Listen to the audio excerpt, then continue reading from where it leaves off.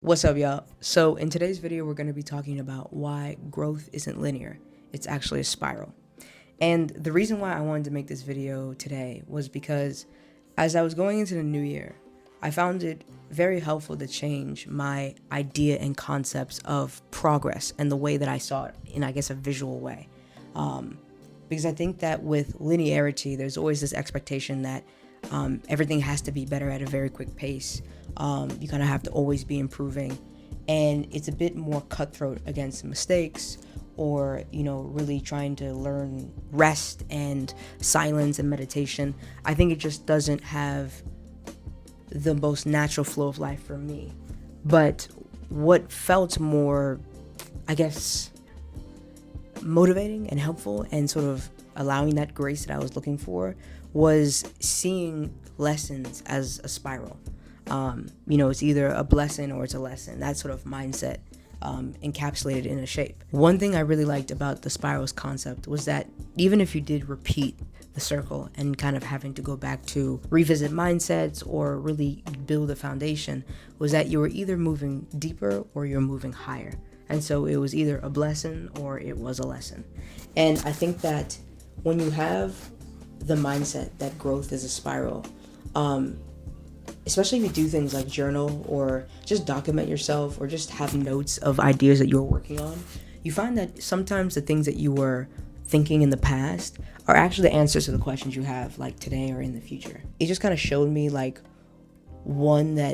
a lot of things that you learn in life are interconnected. And so it allows you to really have many teachers in many places and use it as a form of support for anything that I'm working on today. And so number one of why I feel like having the mindset that growth is a spiral is helpful is because as you're revisiting old lessons or old moments of yourself in the past, there's a lot of, I like the phrase, nothing goes wasted, where, whatever things you're experiencing or feeling, good or bad, they can be useful to you in some way, whether it be something that you grow from or you learn from, or something that directly aids you and helps you for whatever you're trying to achieve or experience or have. And so I find that by seeing growth as a spiral and going backwards into revisiting old lessons, you really get to pick up new gems that can serve you for where you are today. It's the same thing where people kind of say, rather than read a bunch of books in a short period of time, spend time with 1 to 2 books to 3 books and really pour over it and even revisit it maybe a couple times in a year, over a couple years, and just see what you've taken from it that can be useful today. Because even if nothing stays the same, right? And so even if you look at the same passage that you might have read a year ago, you might be a different person. And so the pieces of advice that exist in those areas, or maybe it was a new concept or a conversation, it doesn't have to be a book.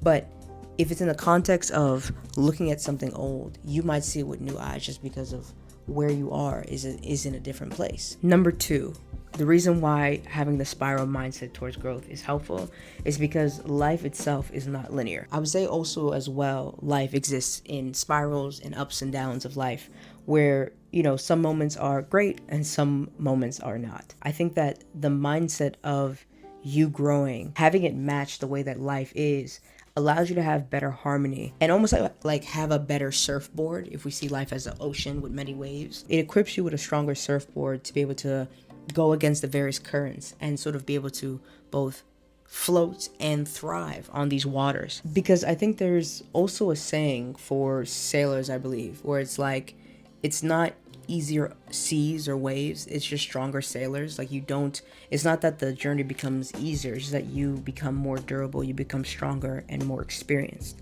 And so I think that everything in this world changes, everything in this world grows, and the spiral is such a helpful symbolism of that, whether it be the number 9 for, I believe, the number of creation, or even the Fibonacci sequence, or if you look at any sort of growing entity, a lot of times, even in our nose. I was reading this book called Breathe, which I'm eventually going to start doing book clubs as I get more into the book reading. Like I kind of want to be about what I'm saying, but I'm gonna start to put it either on the Substack or in these videos to just like plug what kind of book I'm reading this week. So if you're ever interested in having like new reads, or maybe it's a book that resonates with you and it's helpful, we can just kind of all as a community like read it together and have fun with it. But I'll grow it over time because the focus is mainly just these videos, but I'll do it. But anyways, in the book called Breathe, one of the passages when he was talking about the nose breathing experiment they were doing, he was talking about how if you split the nose in half and you open it to see the bones, the inside looks like a seashell coiling around itself. So even in our physical anatomy, there's so many aspects of this spiral that exists. Even in hair, if you look at a 4C hair to like probably even maybe 3A, which is like the type of coil a hair is. If you look at a coil, it's also a spiral. And so this concept of a spiral like is so patterned in every fabric of like the universe, biology, physics, anatomy, emotions. It just exists naturally everywhere. And so I think that by having your perception of yourself and how you should progress, having it be in alignment with the already natural rhythms of this world, I think just help you, not to sound too poetic, but dance better in the song of life. Because I found that, just like when people say, don't be too rigid, go with the flow. These are all kind of languages that talk about the idea of just like working in tandem with the natural energy of the world.